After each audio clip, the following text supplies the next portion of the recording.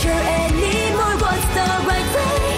Can't you hear my voice? I know I must perform my choice, 'cause the broken days never come back.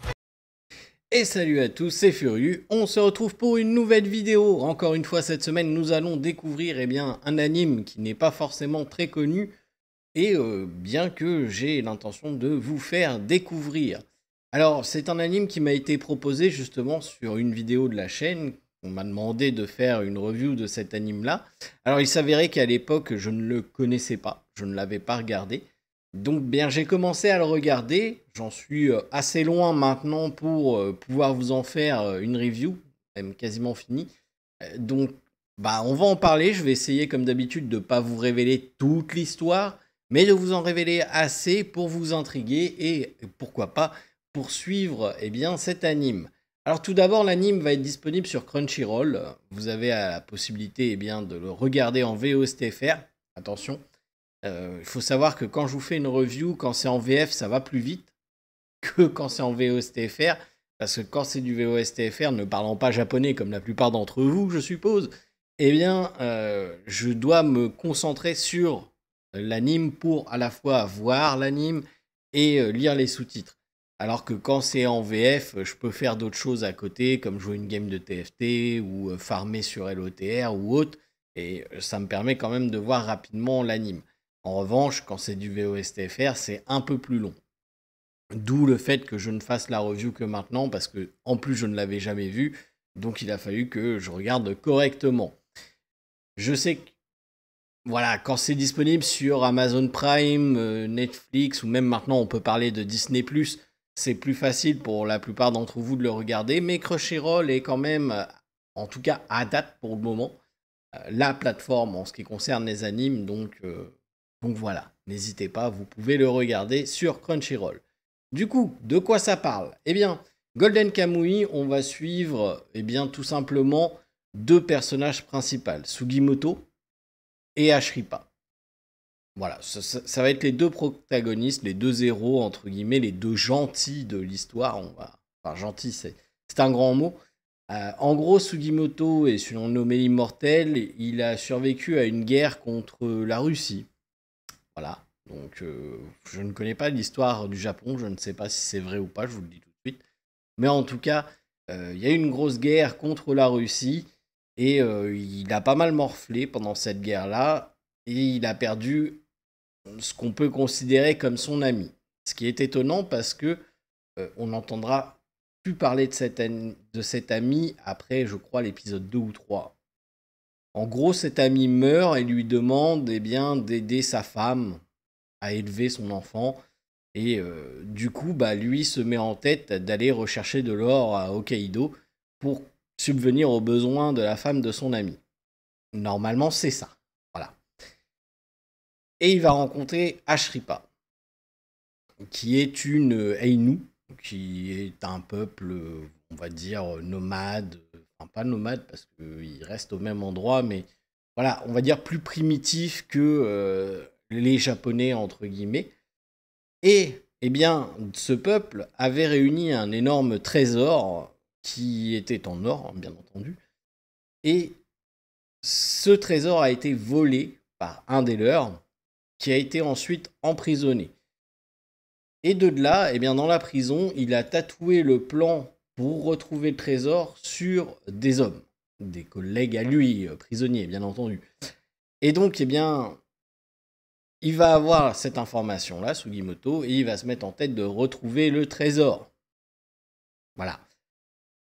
Donc, pour retrouver le trésor, vu qu'il n'a jamais été retrouvé, le seul moyen, c'est de réunir tous les plans dessinés sur les tatoués ensemble. Et là, ça formera peut-être quelque chose qui les mèneront au trésor, Ashripa et elle. Parce que du coup, ils décident de s'allier avec Ashripa pour retrouver ce trésor. Ça reste quand même assez violent, je vous le dis, c'est pas fait pour les enfants non plus, même s'il y a beaucoup de tons humoristiques, etc. Ça reste, il faut quand même dépecer des gens, même morts, pour garder les peaux avec soi. Voilà. Bon, il y a beaucoup d'humour, mais ça reste tout de même le fond du truc. reste assez violent et assez gore et assez malsain. Hein, on va pas se le cacher. Donc du coup, ce sans-visage, qui est le nom de la personne qui a volé le trésor, a tatoué les jambes, est toujours emprisonné, lui, dans une prison qui est impénétrable et sur lequel il ne pourra pas s'enfuir. Mais tous les autres se sont enfuis lors d'un transfert. Donc, on va suivre Sugimoto et Ashripa tout au long de leur périple pour retrouver ces tatoués. Cependant, vous en doutez bien, il va y avoir quelques petites complications dans l'affaire.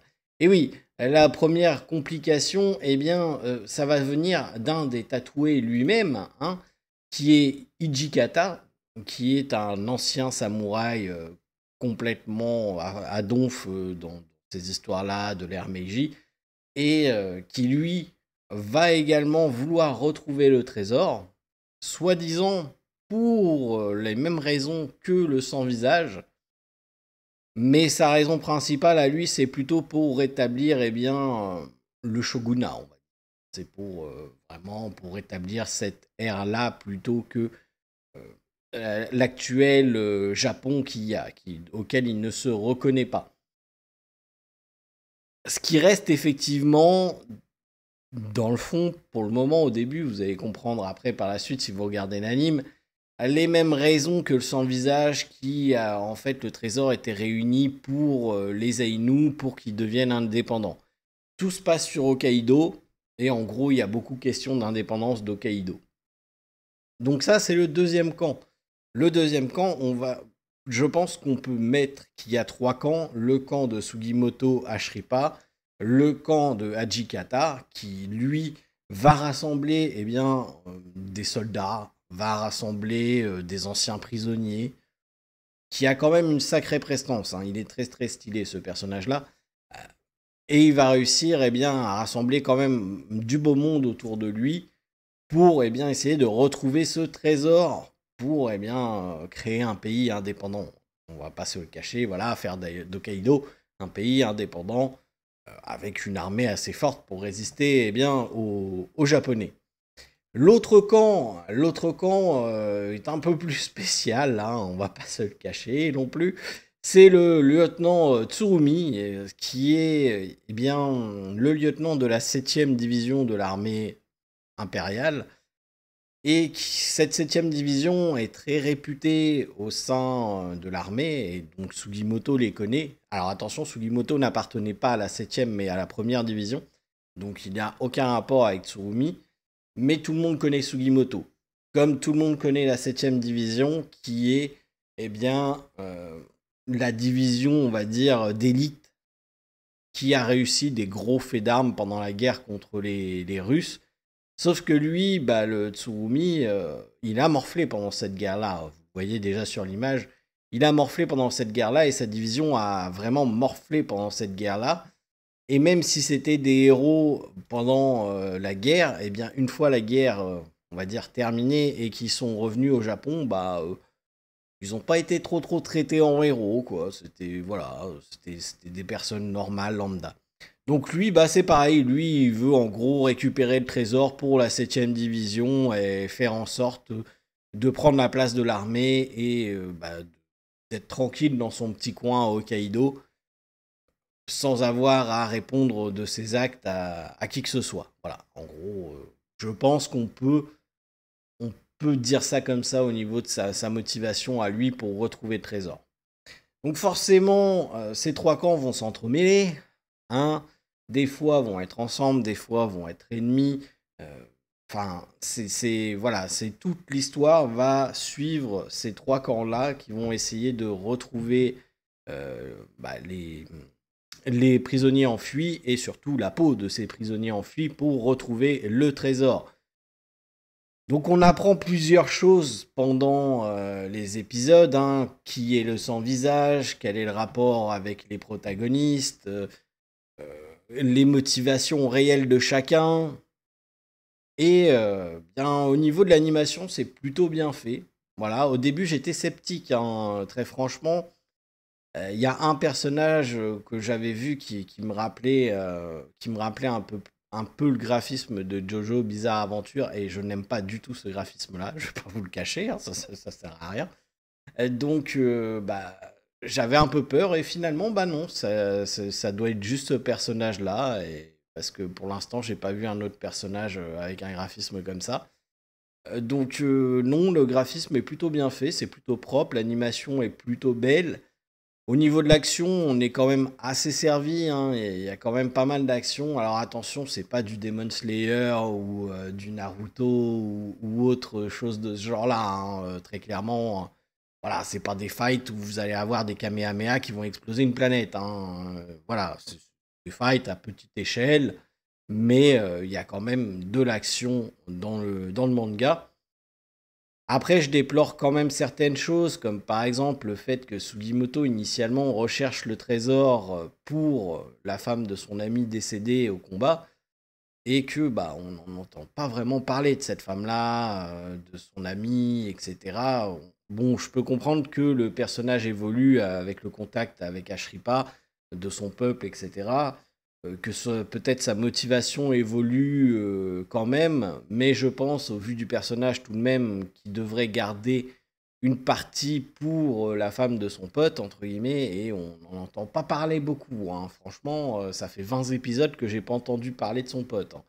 Donc bon, là-dessus, je suis un petit peu déçu. C'est-à-dire que, bon, le personnage de Sugimoto, qui initialement est le personnage principal, bah, ça va être celui des trois que moi, je trouve le moins intéressant en termes d'histoire, par exemple. Voilà. Tsurumi m'intéresse plus en termes d'histoire et de background du personnage et de sa motivation pour retrouver Trésor. Ijikata, pareil. C'est vrai que Sugimoto, même si au début il est vendu comme le héros de l'histoire, bah, son background finalement, je suis moins fan. Je suis moins fan, voilà. Les deux autres persos me semblent beaucoup plus complets et beaucoup plus intéressants à suivre dans leur motivation que Sugimoto l'immortel.